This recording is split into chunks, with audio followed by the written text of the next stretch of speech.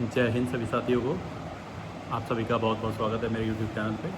आपको अपना short introduction दे दूँ। मेरा नाम है चेतन कोहली और करंटली मैं अभी सीआरपीएफ में as a sub inspector working हूँ, एसएससी सीपीओ 2022 से। तो रिसेंटली मैंने कुछ वीडियोस डालनी शुरू की थी आपकी गाइडेंस के लिए और पढ़ाई से रिलेटेड किस तरह से मैंने तैयारी करी और किस तरह से मेरी जर्नी थी। तो उसमें कई सारे दोस्तों के कमेंट्स आ रहे थे कि सर मेडिकल प्रोसेस के बारे में और पढ़ाई के रिलेटेड हमको गाइडेंस की वीडियोस आप डालें।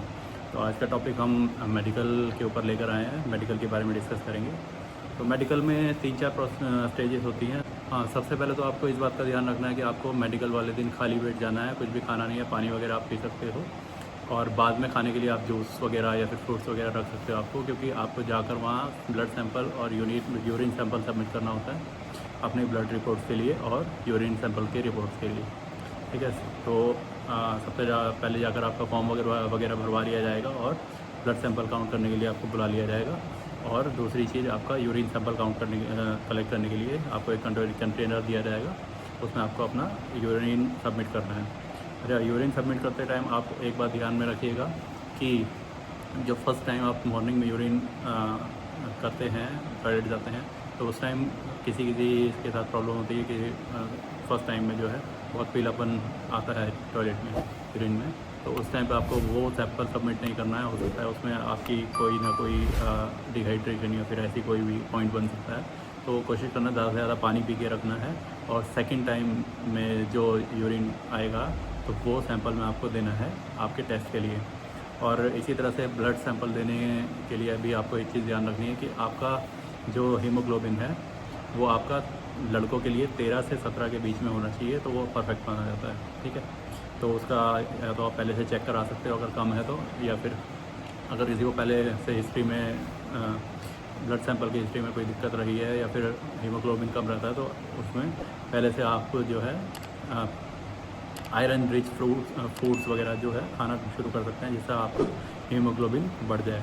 जैसे कि आप बीट रूट खा सकते हैं, चुकंदर जिसको कहते हैं, और जो भी फाइबर्स से रिलेटेड फूड प्रोडक्ट्स होते हैं वो ज़्यादा से ज़्यादा आप खा सकते हैं, जिससे आपका हीमोग्लोबिन ठीक लेवल पे आ जाए। ठीक है, ये तो हो गई आपके ब्लड सैंपल और यूरिन सैंपल की बात। उसके बाद आप बात करते हैं कि आपकी आई टेस्ट कैसे होती है। आपकी आई टेस्ट के 3-4 मेथड्स उन्होंने बना रखे हैं। सबसे पहले तो 2 स्टैंडर्ड्स होते हैं आपके आई टेस्ट करने के। जो आपकी मेन आई होती है, जैसे राइट आई मेरी मेन आई है और इसी से शूटिंग वगैरह सब कुछ मैं करता हूँ अभी जब भी ड्यूटी पे जाते हैं या फिर टेस्ट में। तो जो आपकी मेन आई होती है वो 6/6 होनी चाहिए, और जो आपकी वर्स्ट आई होती है, दूसरी आँख सपोर्ट करने वाली, तो वो होनी चाहिए 6/9। अभी ये टेस्ट करने के लिए कैसे टेस्ट करते हैं वो कि आपको 12 से 15 फीट पे एक बॉक्स लगा होता है, उसमें अल्फ़ाबेट और अलग अलग डायग्राम्स वगैरह वो सब बने होते हैं। मैं इमेज लगा दूँगा साइड में। ठीक है, तो उसको देखकर आपसे पूछते हैं कि हाँ जी बताइए कि इसमें कौन सा अल्फ़ाबेट लिखा है। और एक साइड वो रोटेट करने वाला बॉक्स होता है, 4 साइड होते हैं, उसमें लाइट जली होती है, तो रोटेट कर देते हैं तो उसमें एक साइड बॉक्स वाले डॉट्स वाले बॉक्सेस बने होते हैं। उसमें वो पूछते हैं कि हाँ जी बताइए इसमें कितने, इस बॉक्स में कितने डॉट्स हैं, इस बॉक्स में कितने डॉट्स हैं। ऐसे ही एक साइड कट वाले सी बने होते हैं, उसकी डायरेक्शन पूछते हैं कि बताइए किस डायरेक्शन में सी का कट खुला हुआ है। ठीक है, इस तरह से चेक करते हैं। दूसरा आपका कलर ब्लाइंडनेस चेक करेंगे। वो आपको 2 तरह की बुक पकड़ा दी जाएगी, जिसमें नंबर लिखे होते हैं और जिसमें रास्ते वगैरह बने होते हैं। नंबर पूछे जाएंगे आपसे बुकलेट देने के बाद कि आप इसमें पढ़ के बताइए कौन सा नंबर लिखा है। और एक दूसरा तरीका है कि वो बोल देंगे कि ये लीजिए आपका ये बुकलेट है, इसमें हमें बताइए कि किस तरह से रास्ता बना हुआ है, उस पर फिंगर से पॉइंट करके ऐसे ऐसे बताइए। ठीक है, इस तरह से भी वो पूछ लेते हैं। मेरे से ये रास्ते वाला के तरीके से और नंबर वाले तरीके से दोनों से पूछा था। देन उसके बाद जो है आपको कलर ब्लाइंडनेस इस तरह से चेक कर ली जाएगी और रीडिंग टेस्ट कर लिया जाएगा। छोटे बड़े टेक्स्ट वगैरह पढ़वाए जाएंगे आपसे बुक में, इस तरह से आपका रीडिंग टेस्ट भी कर लिया जाएगा। देन उसके बाद नाइट ब्लाइंडनेस बिल्कुल भी एक्सेप्टेबल नहीं होती और कलर ब्लाइंडनेस बिल्कुल भी एक्सेप्टेबल नहीं होता इसमें। ठीक है, इस तरह से आपकी आँखें चेक कर ली जाएंगी। और देन उसके बाद physical health and general checkup होते हैं आपके, कि आपको किसी भी तरह की मेंटल इलनेस नहीं होनी चाहिए। बात करने के तरीके से और आपके आंसर देने के तरीके से वो इस चीज़ का जो है जज कर लेते हैं। और कोई भी डिफ़ॉर्मिटी या फिर कोई भी बीमारी की डिसीज़ की हिस्ट्री नहीं होनी चाहिए आपकी। तो आपको अगर कुछ भी बीमारी है या फिर ऐसे बॉडी पे कुछ भी इन्फेक्शन वगैरह या फिर कुछ भी शो हो रहा है तो उसको कोशिश कीजिए इन्फेक्शन वगैरह जो भी है स्किन इन्फेक्शन तो उसको इलाज कर लिया जाए टाइम से, ठीक है। देन उसके बाद आपका आता है कि कोई भी मेंटल इलनेस वगैरह और हार्ट डिजीज़ वगैरह की कोई भी हिस्ट्री नहीं होनी चाहिए आपकी, ठीक है। इस तरह से वो आपका हार्ट की बीट चेक करेंगे और आपकी पल्सेस चेक करेंगे कि सब कुछ नॉर्मल है या नहीं, बीपी वगैरह भी चेक करते हैं साथ में। तो कभी कभार होता है कि कुछ लोग जो है घबरा जाते हैं, उस टाइम पे उनका बीपी वगैरह हाई या लो हो जाता है, तो उस टाइम पे होपलेस नहीं होना है आपको, बहुत रिलैक्स रहना है, बहुत ही इजी प्रोसेस चलता है, इतना कोई दिक्कत नहीं होती, ठीक है। देन उसके बाद आ जाते हैं बॉडी मेजरमेंट्स पे। बॉडी मेजरमेंट्स और कंडीशन में आपका जो है चेक करते हैं, फ्लैट फीट चेक करते हैं, नॉकनीज चेक करते हैं, आपका वेरिकोज वेन्स चेक करते हैं, कैरिंग एंगल चेक करते हैं। तो एक करके उसके बारे में बात कर लेते हैं।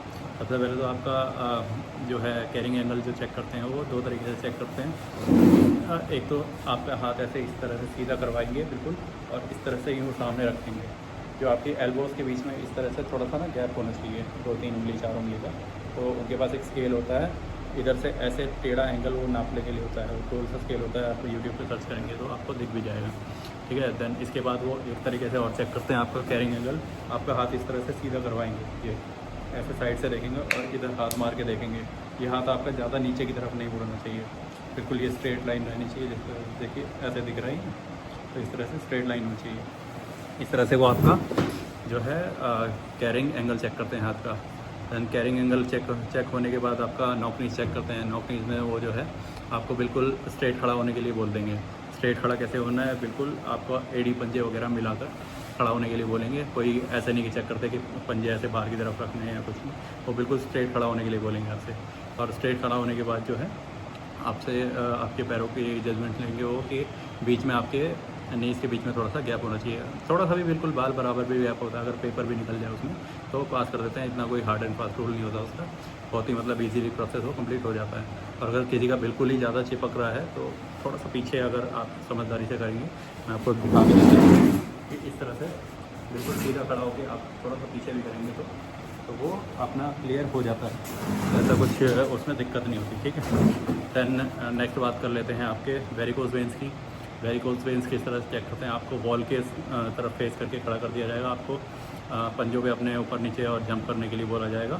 दैन उसके बाद वो आपको पंजों के ऊपर ऐसे करके पंजों के ऊपर खड़ा होने के लिए बोलेंगे। दैन उसके बाद आपके काल्व्स वगैरह चेक करेंगे वो कि उस पर कोई वेरिकोज वेन्स की कोई निशानी तो नहीं दिख रही, आपकी नसें वगैरह अलग से उसमें दिखाई दे जाती है। मैं आपको साइड में डाल दूँ किस तरह से दिखती है, ठीक है। वो नहीं होनी चाहिए आपकी वेरिकोज वेन्स, एक्सेप्टेबल नहीं है बिल्कुल भी। दैन उसके बाद क्या चेक करते हैं वो आपके जॉइंट्स वगैरह चेक करेंगे, उंगलियां चेक करेंगे कि उसमें कुछ उंगलियों में जॉइंट्स में कुछ टूट फूट तो नहीं है, सब कुछ हाथ पैर ठीक तरह से काम कर रहे हैं कि नहीं। आपकी उंगलियां ऐसे रख के सामने से चेक करेंगे कि बिल्कुल ठीक ठाक सीधी है तो नहीं, कोई टूट फूट तो नहीं है, पैरों की हाथों की इस तरह से चेक करते हैं, ठीक है। अभी ये सब चेक करने के बाद आपका और क्या पॉइंट रह जाता है कि कोई सर्जिकल हिस्ट्री तो नहीं है आपकी, कुछ टूट फूट में आपका अगर कभी उंगली वगैरह में या फिर कहीं भी हाथ पैर में टूट फूट हुई है तो उसको आपने पहले ट्रीटमेंट करा लिया है और उसमें अभी कोई दिक्कत नहीं है, तो उसकी अगर कोई हिस्ट्री है तो उसके आपके पास पेपर होने चाहिए डॉक्यूमेंट्री होने के लिए कि अभी ये पूरी तरह से ठीक है और पूरी तरह से वर्किंग है। किसी तरह की आपको मूवमेंट में या किसी भी चीज़ में, रन एंड वॉक में, किसी भी तरह से आपको कोई दिक्कत नहीं है। देन उसके बाद वो फ्लैट फुट चेक करते हैं आपका। फ्लैट फुट में क्या देखते हैं कि दो तरीके से देखते हैं, या तो आपको पहले ही ऐसे जैसे पंजे के ऊपर मैंने खड़े होने के लिए बताया, बॉल की तरफ फेस करके इस तरह से भी वो देख लेते हैं, जज कर लेते हैं। अंदर की तरफ जो आपके पैर के वो जो है कर्व दिखाई देते हैं, उससे भी वो जज कर लेते हैं। हमको तो पानी पे चला कर दिखाया नहीं था। दूसरा तरीका ये होता है कि पानी पे चलवा कर भी वो देख लेते हैं कि पानी पे चलकर आपके पैरों के स्पॉट जो है वो पैरों के अंदर की तरफ से मतलब जो है आपके फ्लैट फीट के तो नहीं आ रहे। फ्लैट फीट जिसका होता है उसके अंदर, पैरों के अंदर की तरफ से कर्व नहीं आते, और जिसका नॉर्मल होता है कोई उसके पैरों के अंदर की तरफ से जो है कर्व आते हैं जब वो पानी से चल के और सूखी जगह पे सूखे जाते हैं, ठीक है। नेक्स्ट पॉइंट पे आ जाते हैं। तो इस सब चीज़ों के बाद आपका ENT चेक होता है, ईयर नोज़ एंड थ्रोट। अभी ENT में क्या क्या चेक होता है आपका, नॉर्मली हियरिंग पावर और अंदर से लाइट मार के ईयर्स में टॉर्च मार के आपका कान का पर्दा वगैरह देखा जाएगा, सब कुछ साफ़ सफाई है कि नहीं, ठीक ठाक काम कर रहा है कि नहीं, कान खोल के और सुनने की शक्ति उसकी ठीक ठाक है कि नहीं। फिर उसके बाद आपका नोज़ चेक किया जाएगा। नोज़ के ऊपर किसी किसी की प्रॉब्लम होती है कि डॉक्टर चेक करने के बाद बताते हैं कि आपका हड्डी बढ़ा हुआ है, मांस बढ़ा हुआ है, ऐसा कुछ प्रॉब्लम होती है। लेकिन ऐसा बहुत ज़्यादा कुछ हार्ड एंड फास्ट रूल नहीं होता उसका, बहुत नॉर्मली जो है निकल जाता है। मेरे टाइम पे मेरे डॉक्टर ने मुझे बोला था कि आपका तो ऐसा लग रहा है जैसे नाक की हड्डी बढ़ी हुई है आपकी और कुछ प्रॉब्लम है। तो उसमें मैंने ऐसा कुछ बताया नहीं था कि सर ऐसा ऐसा प्रॉब्लम है, और ऐसा कुछ खास प्रॉब्लम है भी नहीं, ठीक है। अब वो नॉर्मली ऐसा चेक कर लेते हैं। देन उसके बाद आपका गला चेक कर लिया जाएगा, कुछ इन्फेक्शन तो नहीं है आपके और कुछ डिजीज़ तो नहीं है आपको, ठीक है। ये सब नॉर्मली आपका चेक कर लिया जाएगा, कुछ ज़्यादा डीपली इसमें नहीं देखा जाता। दैन उसके बाद आपके इंटरनल बॉडी पार्ट्स के चेकिंग होगी, जैसे आपको कोई स्किन इन्फेक्शन कहीं पे भी किसी भी बॉडी पे, या फिर कहीं टैटू वगैरह तो नहीं बनवा रखा, या फिर आपको पाइल्स वगैरह तो नहीं है। पाइल्स में और इंटरनल बॉडी पार्ट्स में बॉयज़ के ऐसे चेक करते हैं कि एक रूम में बुला लेते हैं और वहाँ पर पूरी तरह से आपको न्यूट करके खड़ा कर दिया जाएगा।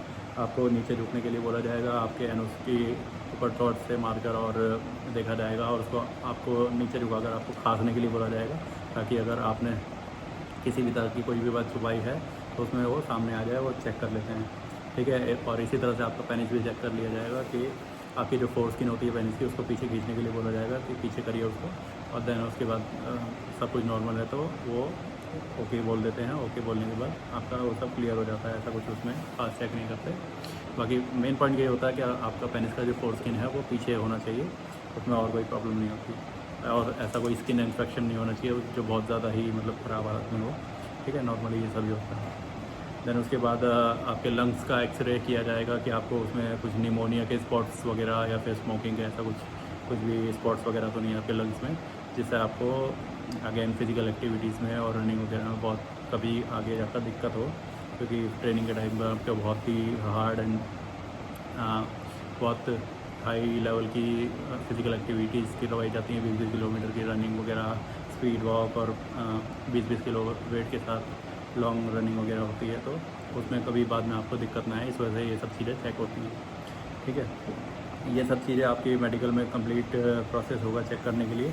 और टैटू के बारे में मैं बता दूँ, छोटे छोटे टैटू जो होते हैं, जैसे कोई रिलीजियस ओम बनवा लेते हैं या फिर नाम लिखवा लेते हैं आपका, वो सब चल जाते हैं, बहुत बड़े टैटू नहीं होने चाहिए, वो जो 1 से 1.5 इंच के टैटू होते हैं वो चल जाते हैं, ठीक है। और यही सब पॉइंट थे आपके मेडिकल के बारे में।